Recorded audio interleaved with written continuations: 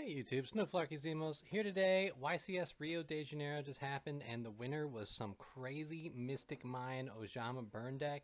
And taking at it is it's pretty wild. Now we don't have Mystic Mine in Master Duel, but I see a lot of potential in the Ojama Floodgate Lockout to build a Master Duel version of the deck. And so I figured I'd put something together and try it out, since the only card I really needed to make up for it was a playset of Ojama Trio. So big credit to that winning deck here from YCS. And the idea of this deck is that we basically lock an opponent out of playing the game completely, and we just sit on Cauldron of the Old Man, build up counters to gain life points, burn them, or if they're lower in deck, we can just sit until they deck out. So pretty cool deck, and even works pretty well in the best of one format here. And I even think it's playable without Mystic Mine in this scenario. Well, best of one. So let's get into the deck profile. Starting off, taking a look at our monsters, I am only playing 3 monsters. This is 3 copies of Lava Golem. Now, the winning YCS deck does not play Lava Golem, well, except in the side. But basically, I've slotted this in instead of Dark Ruler No More. Dark Ruler No More loses a lot of its usefulness in this deck without Mystic Mine available, and Mystic Mine is banned in Master Duel. So, because usually you play Dark Ruler so that your opponent can't negate things, and then you can set up Mystic Mine, and that will turn off the effects from there. Without that, we mostly just want to get any negates off the field if we have to go second, and 3 Lava Golems is a good way to do it. You can consider Winged Dragon of Raw Sphere mode, but that requires at least 3 monsters, and I find in Master Duel, especially just dueling against randoms, that there's a lot of people who are playing less optimal decks that maybe end on 2 good end monsters, so Lava Golem is just a little bit of a safer bet. And that's it for the monsters. Next, let's talk about our spell cards. A lot of our spell cards is just digging through our deck to get to Cauldron, and then one of the Ojama cards, and then one of the 2 floodgates that will help lock it out. So for that reason, we're playing 3 Upstart Goblin. Gives our opponent 1,000 life, but we draw a card. That's fine.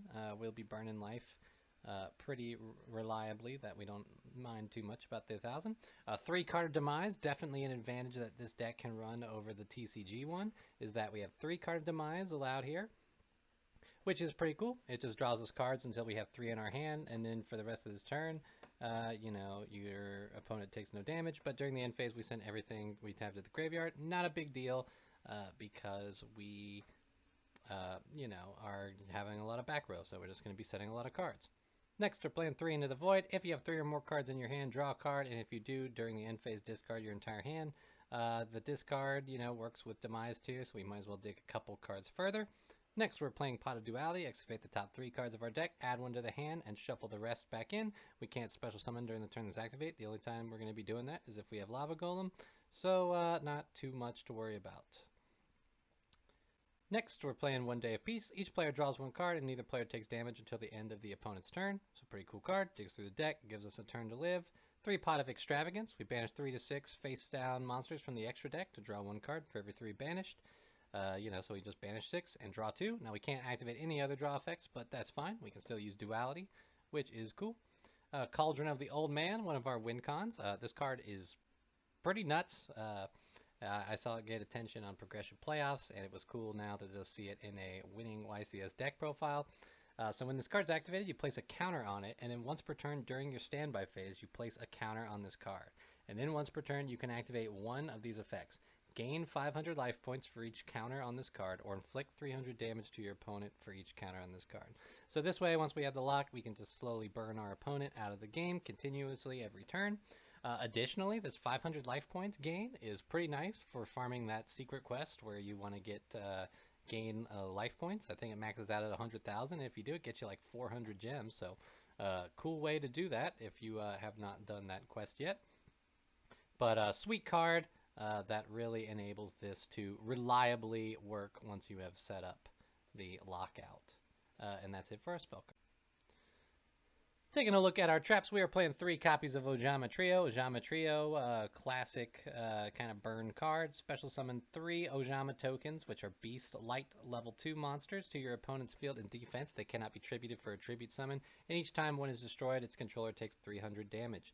We're also playing 3 copies of Ojama Duo, which is basically the same one, except it only summons 2 tokens. It has a bonus effect that during either player's turn, you can banish this card from the graveyard to special summon 2 ojama monsters with different names from your deck. Completely useless here. We mostly just want it for that field summon.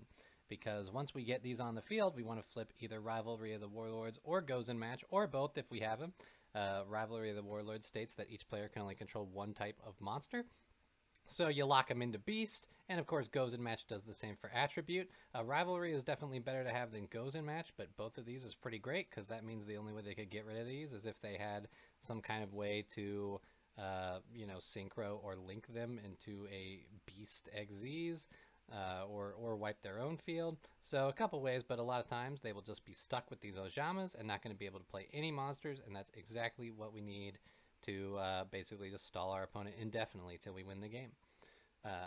Next, I'm playing 3 copies of Solemn Judgment.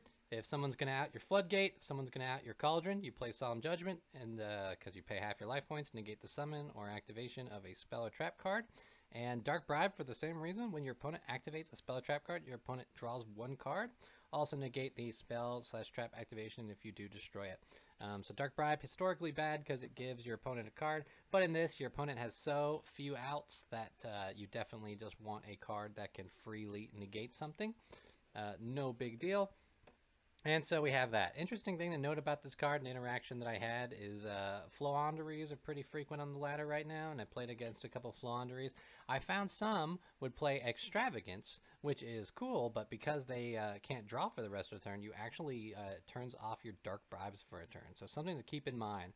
Enough so that if you're up against something like Flo, I would consider burning Dark Bribe first before Solemn Judgment if you have to pick between the two, and Dark Bribe can be activated. And that is it for the trap cards. Next, not going to talk too much about the extra. The extra deck doesn't matter, so I just put some of my favorite non-effect fusions. Big fan of them, so it's cool to see them. Just, whatever. You're just banishing them off of Extravagance. Nothing to see here, so just fill it up with 15 cards, whatever you got. Alright, now let's show the deck in action. We're going to play it here up on the ladder against a Floanderies player. Strap yourselves in, folks. This deck is not fast. If you're looking for speedy climbs, I would not recommend trying something like this. So let's go. We're going first, of course. Very important. Going first is certainly something you want to do because we don't have as many good going second measures. You really want to hope you get Lava Golem if you go second.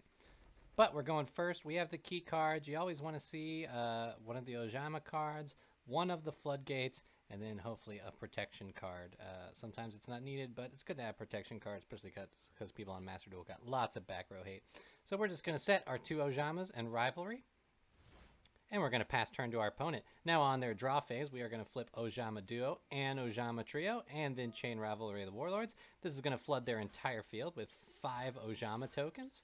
That now they can only summon beast-type monsters. So if they don't have a good beast link monster in the extra deck that can use the tokens, then they're stuck. And so they pass the turn. We draw. Now we're just looking mainly to get to our Cauldron and get a little other couple protection cards.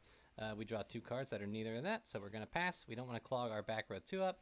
They're playing the Floanderies Field Spell and setting a card. Very cool. So we draw a card of Demise. This will get us some cards. Now what's important is that if we had if we had more cards in our deck than they do, we could just not play these cards to draw them, to deck them out. But since we are going to deck out first, we need to get our Cauldron of the Old Man WinCon.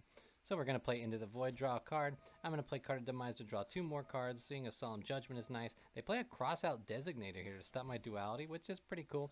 But it gives me a second Solemn Judgment. Now I got 2 protections, and I got a Goes in Match as well. 1 more spot open for my Cauldron when I draw it. Goes in makes it a little harder. They can't do anything, so they pass. I draw. It's not Cauldron, so I pass. And we're going to continue this for a little while until I draw Cauldron. Extravagance helps speeds up this process for sure. And gives us Lava Golem and Goes in Match. Still not Cauldron. I believe this takes me a long time. If all your Cauldrons were like in the bottom 10 cards of your deck, you can still lose. But with Duality, you can normally get one out much earlier than that. So we're going to keep drawing. We got an Extravagance. Let's draw some cards. We draw Upstart. We're going to play that next turn when we can. But look, with the Ojamas and Rivalry, they just can't do anything. They're setting some cards. They're not doing anything. And this is how it works. So we get Cauldron of the Old Man.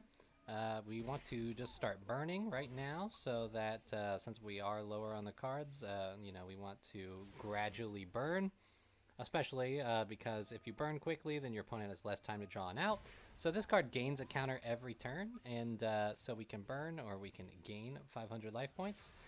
This is going to continue for quite a bit until I know that I can finish my opponent off. Then I'm going to start gaining life points just to fulfill the secret quest. I was able to do this I was able to complete the secret quest in like 2 games going off. Gets harder if they scoop. I ran into a few games where people just scooped as soon as I put Cauldron of the Old Man on the field. Guess they knew what was going to happen. But anyway, gaining counters every turn. It'd be really cool if there was a card that helped give this card more counters, but it's not like spell counters, it's just counters, and makes it a little tricky to figure out how to navigate. So we're going to keep burning. They're down to 2,700 life points, so we'll burn one more time, and then they'll be at 600, and then we're going to start gaining. So, their prosperity here, digging for anything they can. Doesn't matter, they're going to give droplet. We don't got any monsters to negate. We draw. Boom. Now they only got 600 left. And they're just going to keep passing. We're going to take the advantage of the fact that we have, quite a few cards left in our deck to start gaining life points. And if they don't surrender like this nice player, it is a good way to get that secret quest. Because, with 9, we're going to gain 4,500. Game keeps passing.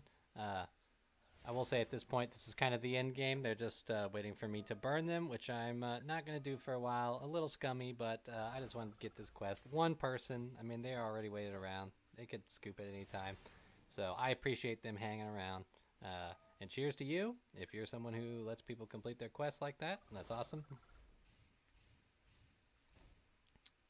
So they've completely filled back row. Now, if they had anything that could out the rivalry goes in setup, they're going to have to play through 2 of them because I got both a Dark Bribe and a Solemn Judgment. Continually gaining life, 6,500 life points in 1 activation. The max of that secret quest is 100,000 life points gained, so yeah, it doesn't take you too long. Now I believe by the time there's 2 or 3 cards in my deck will be the time I actually finish them off, so we're just going to proceed. But yeah, super interesting deck profile. It may, the YCS winning deck, definitely check it out if you haven't seen it. It's all over YouTube and Reddit.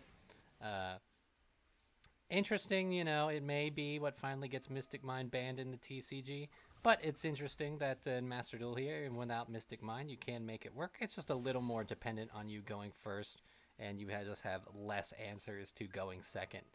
Definitely wouldn't be, I think if Mystic Mind hits, it definitely wouldn't be playable as much in the TCG. I kind of argue that in the TCG, I don't think it would be able to win another top, because as soon as a deck like that becomes known, well then people are just going to start playing MST and a bunch of outs. You could just load up with them, and I think the metagame would adapt. So it'll be interesting to see what happens. There we just burned them for the rest of their life points, and that's how it works.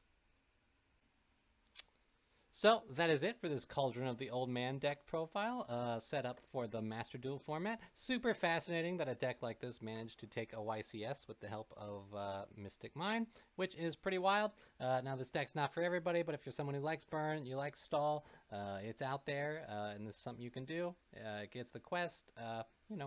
I quite enjoyed getting it to work out. I think there's a lot of potential here with this Ojama floodgate. To maybe enact a lot of just problematic stall and burn type stuff.